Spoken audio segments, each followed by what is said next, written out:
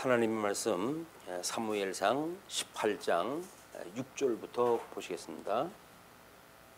18장 6절. 무리가 돌아올 때 곧 다윗이 블레셋 사람을 죽이고 돌아올 때에 여인들이 이스라엘 모든 성읍에서 나와서 노래하며 춤추며 소고와 경쇠를 가지고 왕 사울을 환영하는데, 여인들이 뛰놀며 노래하여 이르되 사울이 죽인 자는 천천히요 다윗은 만만이로다 한지라. 사울이 그 말에 불쾌하여 심히 노하여 이르되 다윗에게는 만만을 돌리고 내게는 천천만 돌리니 그가 더 얻을 것이 나라 말고 무엇이냐 하고 그날 후로 사울이 다윗을 주목하였더라.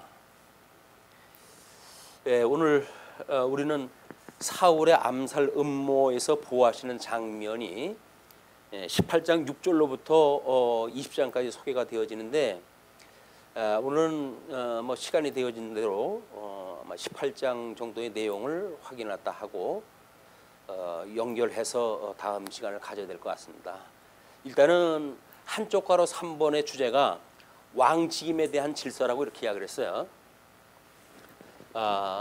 왕직임에 대한 질서. 우리가 복음서를 보게 되면 특별히 마태복음에는 예수 그리스도의 왕직 수행에 있어서 세 차례의 순환을 이제 겪게 되어집니다. 예루살렘의 6월절에 올라가서 순환당하고 뭐 이런 순환당하는 그 일들이 소개가 되어지는데, 오늘 왕직임에 대한 그 질서 중에 16장서부터 20장까지가 첫 번째 시험이라고 그렇게 이야기했어요. 예? 첫 번째 시험.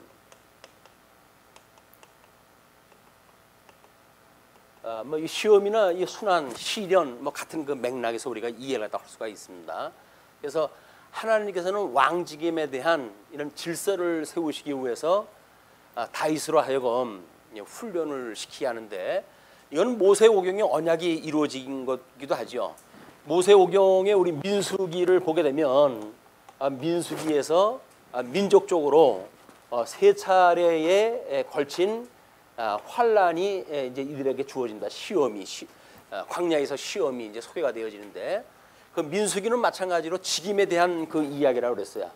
우리 출애굽을 갖다 했던 이스라엘 백성들, 그 선민들을 민수기에서는 이 직임으로 해가지고 성전을 중심으로 해가지고 진행을 갖다 하고, 이런 그 가나안 땅 들어가기 전에 광야에서 진격하는 그런 그 진중의 진을 짜는 것이 민수기의 내용인데, 여기서 마찬가지로 세 차례의 환란이 있어요. 그래서 모세오경의 언약이 우리 하나님 나라에 들어간, 그래서 하나님 나라에서 이루어지는 왕직임에 대한 질서에서 마찬가지로 세 차례의 시련이 있게 되어진다.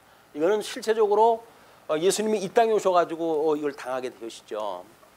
물론 이제 예수님의 이 순환은 나의 환란에 참여하는 자가 복이 있다고 하는 말씀으로 인해 가지고 주님의 몸된 교회를 통해 가지고 이것이 순환을 당하는 이런 그 모습이 우리 뭐 사도행전에 이제 그렇게 드러나기도 합니다. 주님의 몸된 교회는 우리 주 예수 그리스도의 환란 거기에 참여하기 때문에 이런 환란을 띄워놓고 기독교는 생각할 수가 없어요.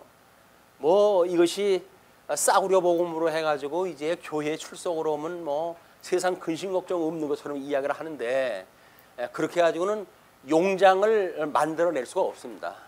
하나님의 믿음의 용사라고 하면 적어도 죽음의 고비를 넘기고 이렇게 해가면서 그 믿음이 성장하기 때문에 예수님의 환란에 참여하는 것, 이것은 곧 하나님의 사람으로 우리 주님께서 끝까지 이제 견인을 갖다 하시는데, 이 견인에 대한 확인이에요. 확신.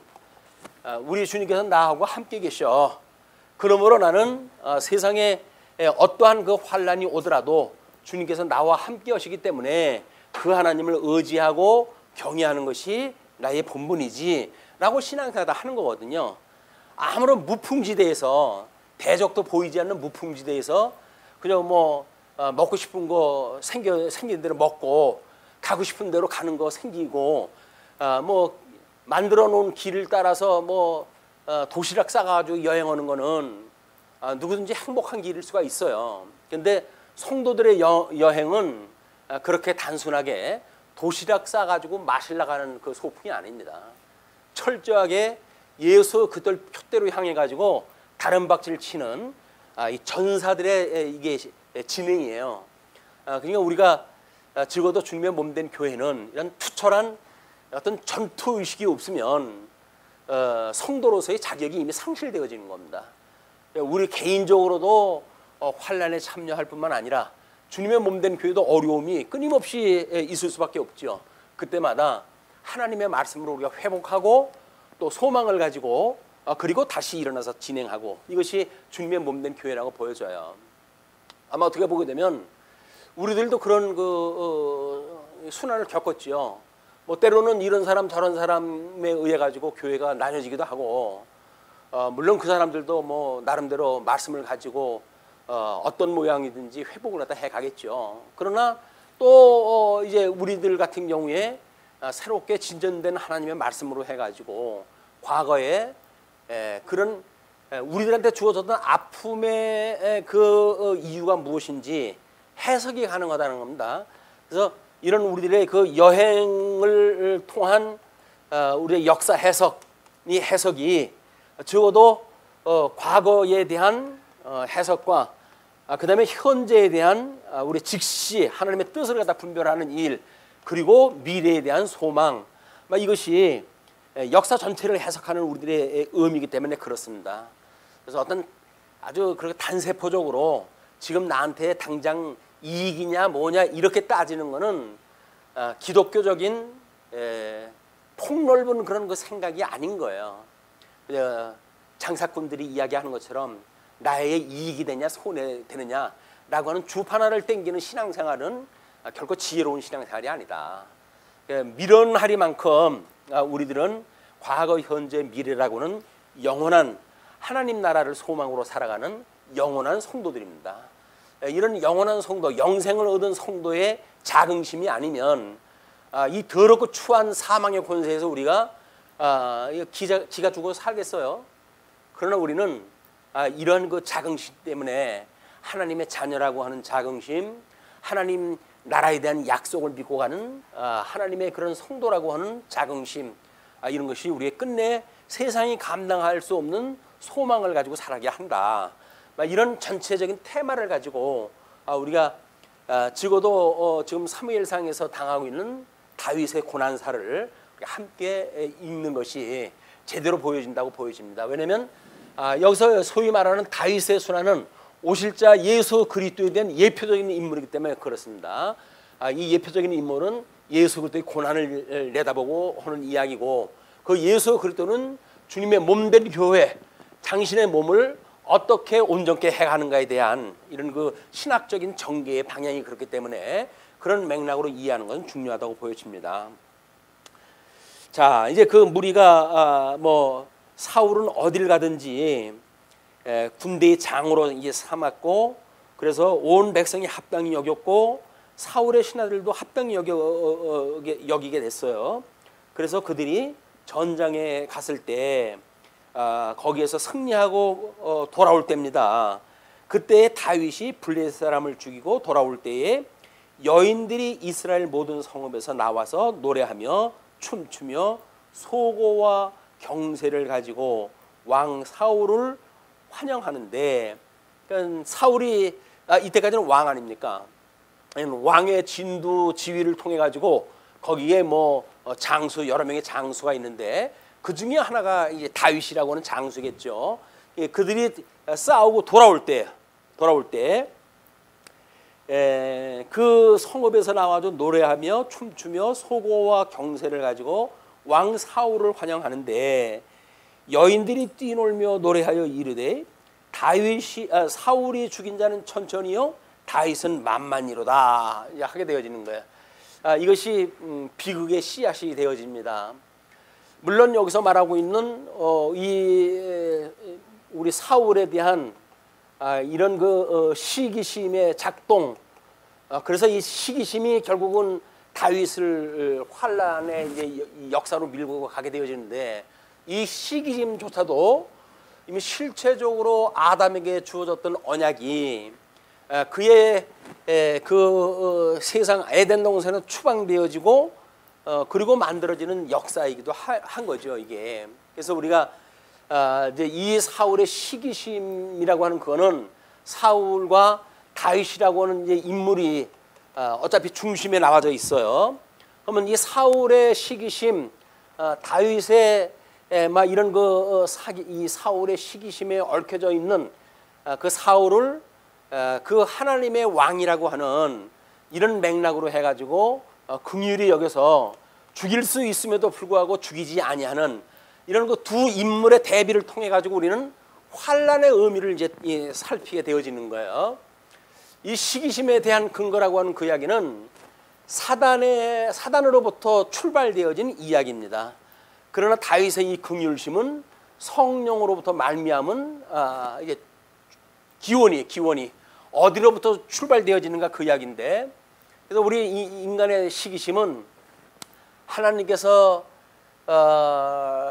우리 인간을 만들 때 상대적으로 만들잖아요. 인간은 어쩔 수 없이 이게 상대적인 존재입니다. 상대적으로 만들어서 에덴 동산에서 아담을 만드실 때에도 이 아담의 갈비뼈를 빼가지고 하와를 만들었으니까 이게 한 몸 아닙니까? 원래 한 몸임에도 불구하고 하나님 앞에 그들이 불순종을 했다 해서 하나님이 이들한테 그 책임을 물을 때입니다.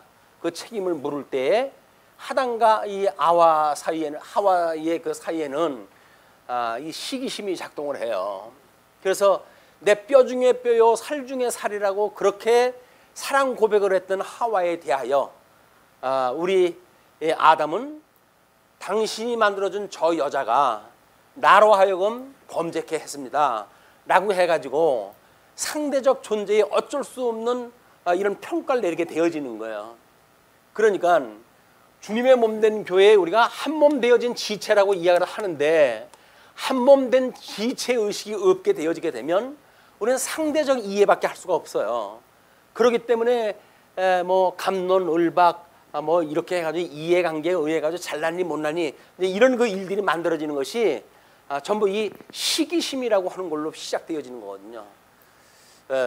뭐 한 몸이고 같은 예수 그리스도 한 피로 우리가 한 생명이 됐다고 이야기를 했다 하는데, 그래서 형제요 자매요 어머니니라 예수님이 그렇게 말씀하다 하시는데 우리들은 곧잘 한 몸이기를 포기합니다. 왜?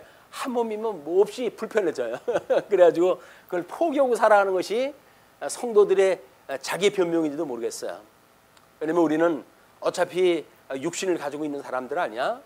뭐 이렇게 이해하다 해가지고 사랑하지 않는 것이 당연한 것처럼 이해하다 하는데, 하나님께서는 이걸 온전케 해가심으로 해가지고 예수 그리스도가 이 구약의 언약대로 완성이 되어지는 분이거든요. 그런데도 불구하고 한 몸에 대한 그 감각이 떨어질 때 우리는 각자가 가지고 있는 소양 이것 때문에 어쩔 수 없는 경쟁심을 가지고 살아갈 수밖에 없다. 근데 이 시기심을 가지고 있는 사람들의 어떤 그 이 상대적 그 감각을 가지고 있는 분들이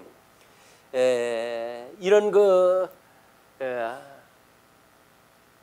과연 사단으로부터 말미암았는데, 그러면 사단으로부터 말미암았던 그 근거를 추적을 갖다 해가면 과연 무엇이 될까? 우리는 아담이 이제 선과 악을 알게 하는 과일나무 열매를 따먹지 마라 라고 이야기를 갖다 했잖아요. 근데 이제 하와가 뱀에게 미혹이 되어져 가지고 따먹게 될 때 그때 어떤 말을 듣고 힘을 얻습니까? 하나님이 따먹지 말래, 따먹으면 죽는데 라고 이야기했다 했거든요. 그랬더니 사단이 헌대는 이야기가 별소리를 별소리를 죽기는커녕 너 죽지 않아 이래가지고 미혹을 한 거야. 죽지 않는다는 거야. 그 죽지 않는다고 하는 그 이야기는 사실은 우리들의 헛된 영광을 부과할 수 있는 허영심이라고 하는 심리의 기반이 되어지는 거예요. 사단이 우리가 이제 예수를 갖다 믿고 칭의함을 받았을 때도 마찬가지네. 칭의함을 받고 양자가 되어졌다고 하는 이 믿음을 가지고 성화의 과정을 살아가야 되는데도 불구하고 우리 마귀는 너는 이미 양자가 되어짐으로 해가지고 영생을 얻은 거 아니야? 그런데 성화의 과정에서 하나님은 너를 버릴 수 있겠어? 너는 영생을 얻었잖아. 죽지 않아. 그런 그 이야기예요. 이것이 우리가 하나님의 아들이라고는 허영심에서 만들어낸 그런 역사라고 보여집니다. 그런데 성경에서는 우리는 성화의 과정에서 너희들 여기서 도태될까 내가 염려가 된다. 이건 전부 그런 교훈이에요. 신약성경의 모든 교훈은 교중에 들어온 사람들에게 쓴 편지의 내용들이에요. 그러니까는 서신서의 모든 내용들이 이 성화의 과정에 대한 것들에 대한 경고거든요. 예, 섰다 하거나 이루었다고 생각하지 마라. 그러면 너희들이 넘어질까 조심해라. 뭐 이런 것도 전부 그거예요. 사도 바울이 자기가 복음을 증거하고 내가 하나님 앞에 버림을 받을까 봐 염려가 돼 라고 하는 그 이야기도 전부 성화의 과정인 거예요. 그를 사도 바울이 예정론을 모르고 그래가지고 그런 그 글을 쓰겠습니까? 예정론에 대한 진술을 사도 바울이 쓴 사람인데, 근데 우리는 알량한 우리들의 합리적인 사고를 가지고 우리는 한 번 구원받은 사람은 멸망하지 않으셔 라고 이야기를 합니다. 근데 그 명제는 묶어놓고 말할 적은 맞아요. 한 번 구원은 받은 사람은 멸망받지 않아요. 그런데 광의적인 구원이라고 하는 문제에 왔을 때 우리가 이 구원에 이른 게 아니잖아요. 그냥 협의적인 구원에만 지금 우리가 지금 이렇게 믿고 있는 거 아닙니까? 이 협의적인 구원은 광의적인 구원의 부분일 뿐이에요. 그러니까 교회신학에서도 우리한테 외소와 내소를 갖다 구분하는 일은 여기까지 이르는데 부름을 받은 사람이 있는가 하면 도중하차할 수 있도록 외소된 사람도 있어. 이것이 교회신학에서 이야기하는 소명에 대한 이야기예요. 그런데 사람들은 우정, 자기가 전부 내소를 받았다고 이야기를 하는 거야. 난 성령에 대한 경험도 있는데요. 내가 방언도 하고 예언도 하고 해가지고 신비적인 그런 경험을 갖다 한 사람인데 그럴 리가 있습니까? 라고 이야기했다 하는데 그렇지가 못해요. 그런 건 하나님께서 복음을 증거하기 위한 수단으로 해도 주신 거기 때문에 열심히 그 일을 할 수 있죠. 복음을 증거하고 그 일을 다 할 수가 있어요. 그러나 자기 믿음에 확신이 없으면 그 이야기는 어느 날 하나님께서 사명을 다 감당했을 때 됐다, 이제 너는 네 역할 다 끝났어. 이렇게 하는 순간 우리는 하나님의 이 온전한 한 몸으로부터, 한 몸이라고 생각했던 이거로부터 우리는 떨어져 나가는 거예요. 이게 헛된 영광을 가지고 구가하는 사람들, 마치 부분이 전체인 것처럼 착각하는 막 이런 거에서 오는 심리입니다. 허영심에서 오는 일들이다. 우리는 오직 하나님의 영광만을 돌려야죠. 이게 하나님 영광을 위한 우리의 삶이지 자기 구원을 어떤 목적으로 해가지고 그걸 삼는 것이 아니란 말이에요. 여기까지 이루어 가시는 하나님의 영광을 찬양하는 이걸 과정으로 이해를 했다 해야지, 이걸 결과적인 걸로 이해를 했다 해가지고 이걸 만족한다는 이야기는 이것이 기능 중심이다, 그 이야기예요. 이걸 여기까지 이르는 전체를 계시 중심으로 이해를 했다 해서 하나님 찬양하는 수단으로 여겨야지, 구원을 받았다고 해가지고 이제는 뭐 그렇게 산다고 한들 어쩌겠어 라고 하는 기능적인 접근은 결국 우리는 망하는 길이다. 이게 간단한 것 같죠. 간단한 것 같은데 왜 근데 이것이 간단하지 않을까요? 우리는 뭐 교회의 표지가 됐던, 은혜의 방편이 되어졌던 우리가 말씀, 성례, 그리고 우리 이제 뭐 은혜의 방편이라고 한다면 기도가 들어가잖아요. 기도. 교회 표지라고 한다면 이제 여기에 권징이 들어갑니다. 이것도 뭐 공개와 징계를 갖다 해가는 그런 그 일이기 때문에 이제 교회 표지로 우리가 보여지는 건데, 그러면 말씀은 뭐 다들 말씀을 선포한다 그러니까 말씀을 다 선포하는지 몰라요. 근데 이 말씀의 핵심이 뭐냐면 성례거든요. 이게 바로 십자가의 도입니다. 예수 그리스도의 죽으심을 끊임없이 기억하는 일이에요. 여기서만 예수 그리스도의 죽고 살아난 걸 가지고 믿음을 구하는 것이 아니라 여기까지 이른 전 우리의 구원의 역사를 통해 가지고 십자가의 도를 기억하는 일이거든요. 이걸 위해서 주님의 몸된 교회에서 성례를 허라고 우리한테 이걸 규례로 줬어요. 세례를 베풀라고 이야기를 했고, 그리고 유월절을 지키라고 이야기를 했고, 기념을 하고 이야기했다 했고, 그런 그 이야기는 뭐예요? 이것이 어떤 그런 우리한테 주어졌던 규례 또는 의식이라고 하는 거에 머물지 않는다는 이야기입니다. 그 사건을 통해서 끊임없이 말씀의 가장 핵심을 기억하는 일이거든요. 근데 마치 이것이 필요 없는 것처럼 주님의 몸된 교회에서 이걸 밀어내는 사람들이 있어요. 소꿉장난처럼 뭔 짓이냐 뭐 이렇게 해가지고 말씀에 다 성례가 있는 건데 뭐 이렇게 이야기다 하거든요. 근데 말씀을 듣는데 예수 그리스도를 발견하지 못하는 일이 얼마나 많은지 몰라요. 말씀은 좋은데 왜 예수님이 없어요? 라고 질문하다 하는 사람이 얼마나 많은지 몰라요. 십자가의 도를 이야기한다고요? 그렇지는 않습니다.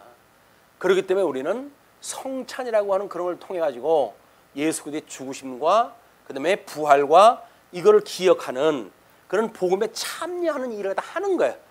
그래서 우리가 주님의 몸된 교회에서는 뭐 그 의식적으로 아주 1년에 2차례로 생략되지만 하루 세끼 밥 먹으면서 끊임없이 생명의 양식이 되시는 그리스도를 만나고 생명의 음료가 되어지는 예수 그리스도를 만나는 거예요.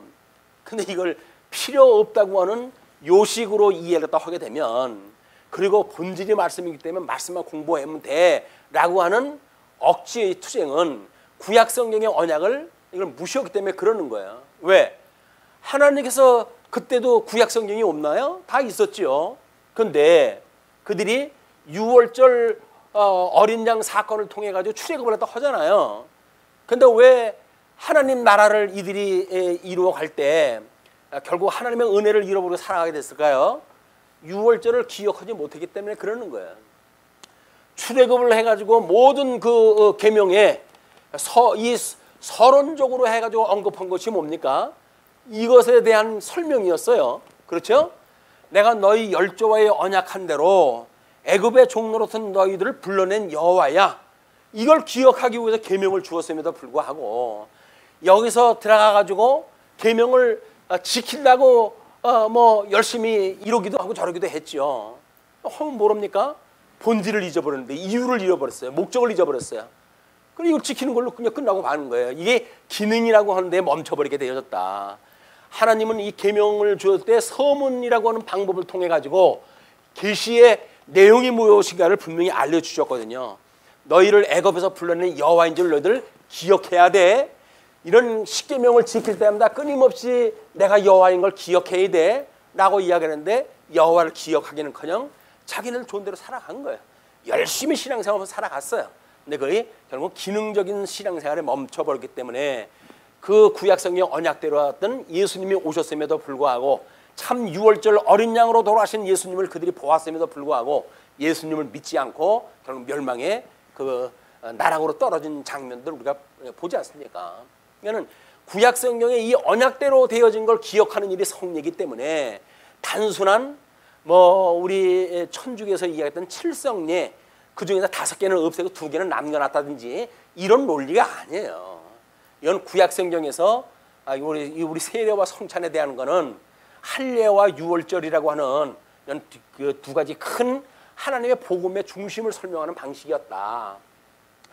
자, 이런 그 구약성경의 이해의 부족으로 인해 가지고 이 사람들이 사울이 지금 생각하는 거는 뭐 시기심이 작동된 거 아니에요? 왜 다윗은 만만을 갖다가 선언하고 자기는 천천을 갖다 하느냐 그 이야기예요. 그날 이후로 사울이 다윗을 주목하였더라. 주목했다고 하는 그 이유가 뭘까요? 한마디로 죽일 기회를 엿보는 거예요. 제거하기 위해서.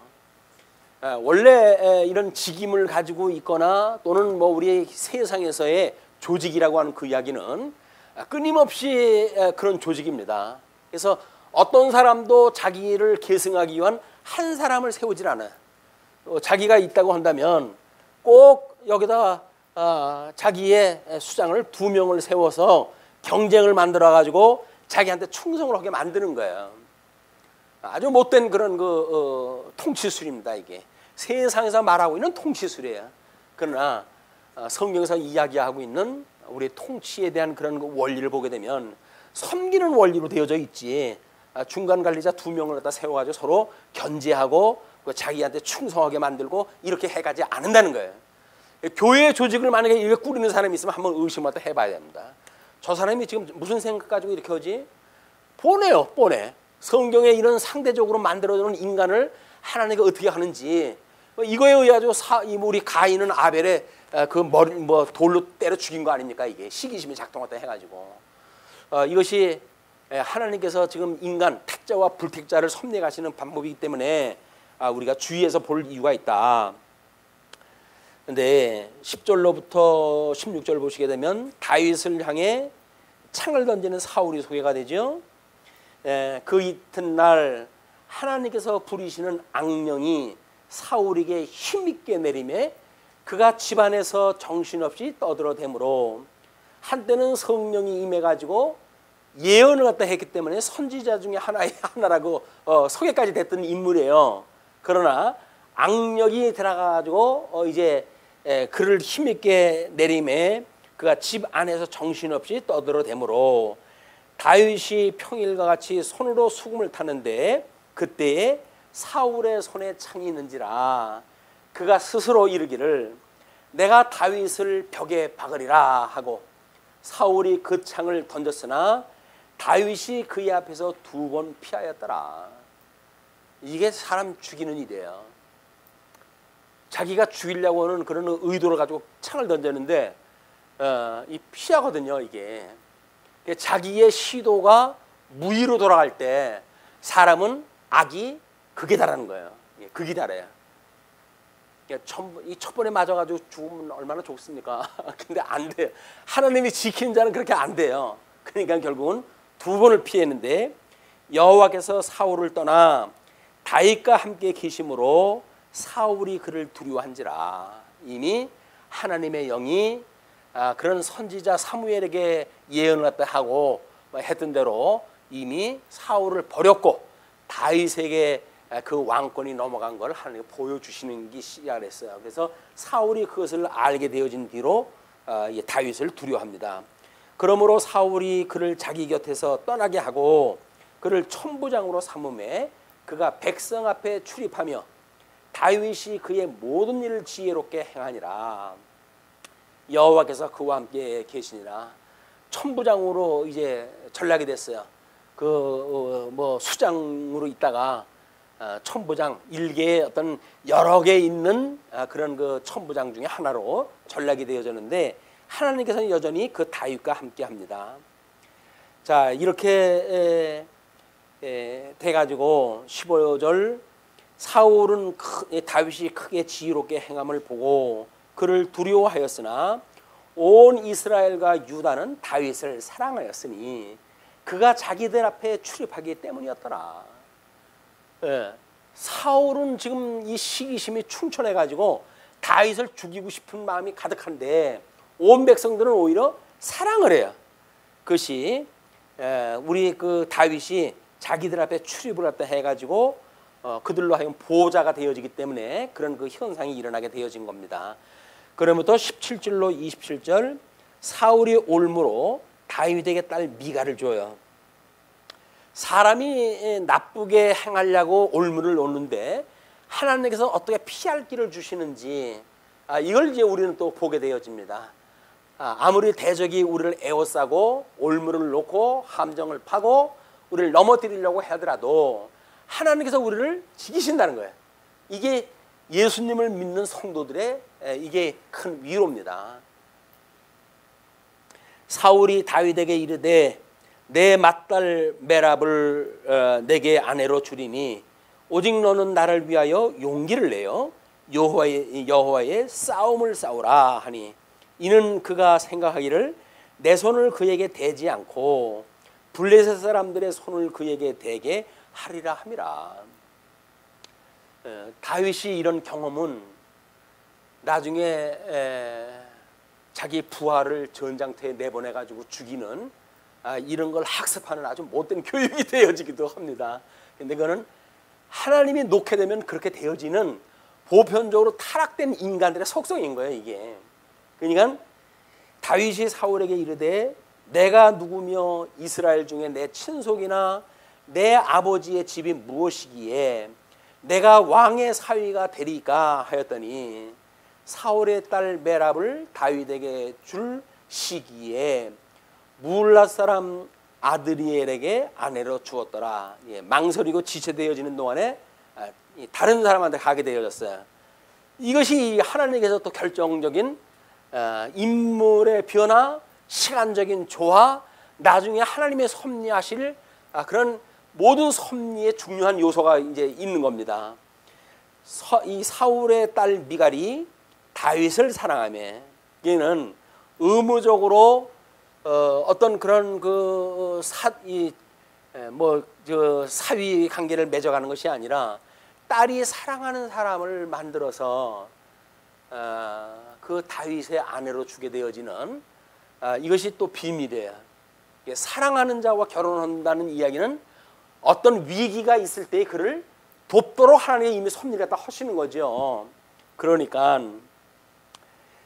그런 거를 사람이 사울에게 알린지라 사울이 그 일을 좋게 여겨 스스로 이르되 내가 딸을 그에게 주어서 그에게 올무가 되게 하고 블레셋 사람들의 손으로 그를 치게 하리라 하고 이에 사울이 다윗에게 이르되 내가 오늘 다시 내 사위가 되리라 하니라. 끝내 이제 자기 사위를 삼아요. 우리 그 인간적 혈연적 관계가 얼마나 중요한 겁니까? 그러니까 사위를 삼게 되면 죽도록 충성할 거라고 하는 그런 생각을 가지고 하나님의 뜻, 결국 사울은 버리고 사울로 왕 직임을 옮기시는 하나님의 뜻과 상관없이 그 인간적인 알량한 아이디어를 가지고 지금 이 수작을 부려가는 사울의 모습을 우리가 살펴볼 수가 있는 겁니다. 자, 그런데 22절로 이렇게 이야기가 계속됩니다. 사울이 그의 신하들에게 명령하되 너희는 다윗에게 비밀히 말하여 이르기를 보라 왕이 너를 기뻐하시고 모든 신하도 너를 사랑하나니 그런즉 내가 왕의 사위가 되는 것이 가하니라 하라. 이게 먼저 반대를 했잖아요. 아유 제가 무슨 주변머리에 그럴 수가 있습니까? 그 사양을 갖다 했더니 명분은 있잖아요. 이제 그러니까는 이게 말을 갖다 안 들으니까 자기 이미 계획은 세워졌고 계획을 이루기 위해 가지고 신하들을 이제 이렇게 사주를 갖다 하는 겁니다. 그렇게 하니까 사울의 신하들이 이 말을 다윗의 귀에 전하매 뭐 신하들은 뭐 그걸 선의로 받아들여 가지고 이야기할 수도 있었겠죠. 이 말을 다윗의 귀에 전하매 다윗이 이르되 왕의 사위 되는 것을 너희는 작은 일로 보느냐 나는 가난하고 천한 사람이라 한지라. 여전히 겸양지덕을 보여요. 그러니까 사울의 신하들이 사울에게 말하여 이르되 다윗이 이러이러하게 말하더이다 하니 사울이 이르되 너희는 다윗에게 이같이 말하기를 왕이 아무것도 원하지 아니하고 다만 왕의 원수의 보복으로 블레셋 사람들의 포피 100개를 원하신다 하라 하였으니 이는 사울의 생각에 다윗을 블레셋 사람들의 손에 죽게 하리라 함이라. 우리 사사시대 때에도 그런 그 장면이 연출되고 그러지 않습니까? 어떻게 하면은 자기네 그 이 시기의 이 상대를 제거시킬 수 있는가? 이것이 공명심을 불러일으키게 한다든지 뭐 이런 그 방법이 통한다고 생각이 들어 그렇게 이해하다 하는데 사울의 신하들이 이 말을 다윗에게 아뢰매 다윗이 왕의 사위 되는 것을 좋게 여김으로 결혼하는 날이 차기 전에 다윗이 일어나서 그의 부하들과 함께 가서 블레셋 사람 200명을 죽이고 그들의 포피를 가져다가 수대로 왕께 드려 왕의 사위가 되고자 하니 사울이 그의 딸 미갈을 다윗에게 아내로 주었더라. 지금 다윗은 이 사울은 포피 100개만을 원했어요. 다윗의 그 용맹성이 그래? 그 아쉽고 뭐 그러지 뭐. 그래가지고 200개를 갖다 바치게 된 거야. 뭐 다른 핑계를 댈 수 없을 이런 그 공정을 갖다 세우게 되어지고 드디어 다윗은 우리 사울의 사위가 되어집니다. 22절에 보시게 되면 사울이 그의 신하들에게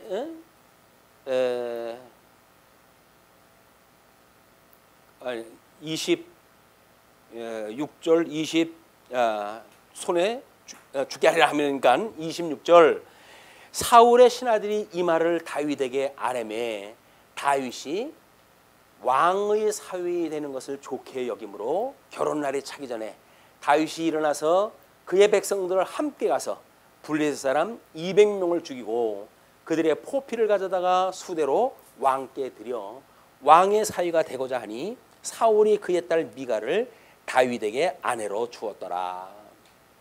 28절로 30절 다윗을 대적을 삼은 사울이 소개가 되어져요.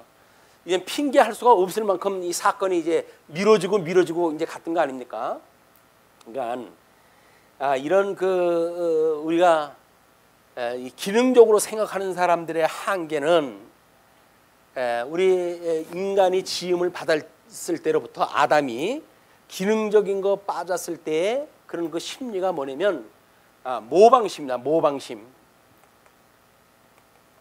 그 모방심이라는 건 뭐냐면 하나님께서 이제 사단이 그런 비유를 다 하잖아요. 그때 사단이 어떤 마음을 그에게 주냐면 너는 죽지 않아. 다만 내가 하나님 같이 될까 봐 그러는 거야.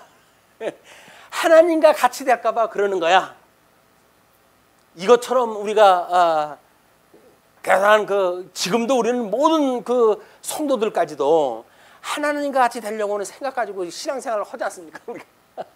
그러니까 이것이 모방심이라고 하는 그거를 사단이 우리한테 심어준 거예요. 그래가지고 하나님 같이 돼요? 여기 현대 신학으로 오게 되면 뭘로 발전을 하냐면요, 예수 그리스도를 선생으로 여기게 돼요. 그냥 계시적인 그런 메시아가 아니라 우리들한테 롤 모델이 돼가지고 내가 예수라면 어떻게 살아갈까? 라고 하는 걸 가지고 마치 우리 예수님을 롤 모델을 삼아가지고 내가 그렇게 살아가리라 이렇게 생각을 하는 거예요. 그게 현대 신학이 음모예요. 현대 신학이 숨겨진 음모. 끊임없이 우리는 예수님이라고 하면 어떻게 될까? 어떻게 할까? 이 이야기를 해요. 예수님이라면 어떻게 내가 살아갈까? 그 이야기는 뭐예요? 우리들이 능력이 있어가지고 이렇게 할 수 있다는 거예요. 이렇게 이걸 기능적으로 해갈 수 있다는 거예요. 이것이 모방심이 주는 사단의 장난입니다. 우리는 그렇게 여기질 않죠.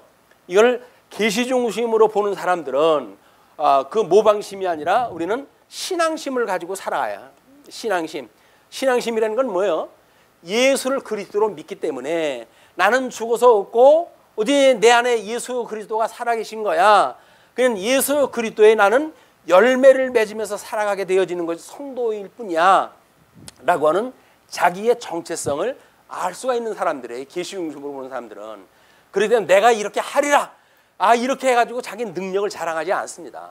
오직 예수 그리스도의 은혜만을 구할 수밖에 없는 거예요. 이게 우리가 은혜의 방편 중에 이 기도가 들어가는 거는 끊임없이 은혜를 갖다 우회해가지고 하나님을 기도하는 거예요. 왜? 하나님의 선한 뜻이 우리 무엇인지 깨닫게 되잖아요. 그 선한 뜻을 우회해가지고 우리가 기도하는 것, 이것이 은혜의 방편으로서의 우리 믿음의 선배들이 이걸 교회 신학에서 은혜의 방편으로 이야기를 한 거예요. 은혜의 방편. 우리가 어떻게 구원을 받을 수가 있습니까? 라고 했을 때 그 은혜의 방편은 말씀과 성례와 기도니 이 세 가지만이 오직 은혜를 받을 수 있는 방편입니다. 라고 소개하는 것이 우리 믿음의 선배들의 교훈이었단 말이에요. 이런 거를 이제 다 이거 어린애 장난처럼 이게 뭐 필요 있어? 기도한다고 이루어지나 이렇게 가지고 이것 빼고 저것 빼고 오직 말씀만 공부하면 돼 라고 이야기를 하는데 말씀 공부한다 그러는데 이걸 배제시킬 수가 없어요. 말씀 공부한다 그러는데 기도 안 할 수가 없어요. 우리는 말씀을 공부하기 때문에 소망이 있는 거 아닙니까? 말씀이 있기 때문에 현재 우리의 정체성을 확인할 수 있는 거 아니에요? 내가 누구인가? 이건 나에 대한 질문이에요. 내가 누구인가? 예수 그리스도의 십자가에 내가 한 몸이 된 성도지. 이런 걸 살아가고 있는 우리의 정체성이에요. 이게 현재 예, 이건 우리 과거 주어졌던 말씀에 대한 걸 우리가 공부한다면, 근거가 되어진다고 한다면, 이 기도는 끊임없이 소망을 가지고 살아가는 우리의 삶의 문제다. 그러니까 과거, 현재, 미래를 우리가 해석함에 있어도 성례라고 하는 이 중요한 역사적 사실, 2000년 교회사가 지켜왔던 이 전통을 한낱 그런 합리적인 사고를 가지고 무용론을 주장한다는 이야기는 무식한 거예요. 세상에 제일 용감한 사람이 누굽니까? 무식한 사람이 용감한 거예요. 하나님이 일을 갖다 2000년 역사를 통해 가지고 이루어왔다고 한다면 감히 그 족보를 누가 집니까? 그 역사의 흔적을 누가 없앨 수가 있어요? 그럴 수가 없는 거예요. 우리는 그래서 믿음의 선배들의 그 갔던 길이 무엇인지를 계시 중심으로 봤던 그들이 그런 그 신앙생활의 본질을 추구해가지고 끊임없이 열매를 맺는 은혜를 구하는 것, 쉬지 않고 기도하는 성도의 삶을 살아갈 수밖에 없는 거다. 뭐 기도한다고 이루어지나? 언약했던 데면 다 이루어지지? 맞지요? 언약한 대로 이루어지죠.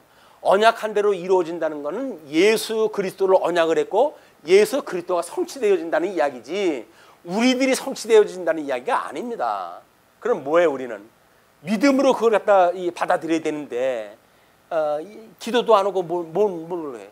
예수 그리스도와 한 몸이 되어지고 연합되고, 그래서 우리가 예수 그리스도 연합되어지는 상태에서 그 소망을 가지고 기도하는 우리들한테 그 말씀이 우리한테 영향을 미치는 거지. 객관적으로 구약의 언약은 신약성이 다 이루어져요. 우리가 상관없이 이루어지는 거야. 우리의 믿음하고 상관없이 이루어지는 거야. 이 객관적인 진리를 어떻게 주관적인 우리의 신앙생활을 가지고 화합하는가에 대한 문제는 이 성례라고 하는 우리 현재 예수 그리스도의 십자가의 도, 이걸 깨닫는 일과 끊임없이 소망을 가지고 살아가는 우리 기도에, 이걸 우리가 소망을 가지고 살아가는 일이 여기에 있다. 이걸 기능적으로 해가지고 뭐 기도한다고 이루어지나 뭐 이런 식의 기도 무용론을 주장한다든지, 또는 뭐 우리가 소꿉장난 하지 뭐 그렇게 포도주하고 떡을 갖다 띈다고 해가지고 그게 생명에 우리가 한 몸이 되나, 이렇게 보는 기능적인 접근은 매우 잘못되어져 있는 신앙생활이다. 계시적으로 이해를 갖다 해야 되는 거예요. 자, 그렇게 한 뒤에 이제 그 29절 여호와께서 다윗과 함께 계심을 사울이 보고 알았고 사울의 딸 미갈도 그를 사랑하므로 사울이 다윗을 더욱더욱 두려워하여 평생에 다윗의 대적이 되니라. 지금 사울이 일국의 왕이라고 한다면 주적을 누굴 삼아야 되겠어요? 뭐 블레셋을 삼든지 주변 대적을 대적으로 삼아야 될 거 아닙니까? 근데 자기를 도왔던 이 다윗을 대적으로 삼는 웃지 못할 일이 만들어지는 거예요. 뭐 지금도 나라를 사랑한다 어쩐다 하면서 자기의 정적들을 갖다 반대를 위한 반대나 일삼고, 이런 사람들은 나라 사랑하는 사람들은 아니에요. 다음 차기에 자기들 국회의원 해먹냐 안 먹냐 그것이 관건이지, 나라 사랑 전부 핑계입니다. 자기의 주적이 누군지도 모르는, 그래 주적하고 함께 싸울 생각을 해야지. 그 뭐 자기의 정적이라고 해가지고 뭐 좋은 거 다 발목 잡아가지고 못하게 만들고 뭐 반대를 위한 반대나 일삼고, 이런 인간들을 우리가 이걸 우리 뭐 나라를 위한 일꾼으로 뽑았다고 하는 것이 백성들의 그 아주 오류예요, 오류. 백성들의 민도가 높아야 우리 그 대한민국의 민도도 높아질 수밖에 없는 겁니다. 블레셋 사람들의 방백들이 싸우러 나오면 그들이 나올 때마다 다윗이 사울의 모든 신하보다 더 지혜롭게 행하매 이에 그의 이름이 심히 귀하게 되니라. 존귀하게 되어지는, 예수 그대의 존귀하게 되어지는 일, 그 일이 때리면 때릴수록 강해지고, 뭐 어떤 위기에다 집어넣으면 집어넣을수록 이 지혜가 바라고, 이건 막을 수가 없어요. 그것이 세상이 감당할 수 없는 우리 하나님 주시는 지혜입니다. 우리 그거를 꿈꾸고 그걸 뭐 소망을 삼고 끊임없이 기도에 쉬지 않는 우리의 신앙생활이 되어졌으면 좋겠습니다. 주어진 것 대단한 거 아니에요. 우리가 약속되어진 것이 우리한테 소중한 거지. 그냥 예수님의 우리 성도로서 우리한테 약속되어진 하나님 나라를 소망으로 살아가는 우리들이 되어졌으면 좋겠습니다. 기도하시죠.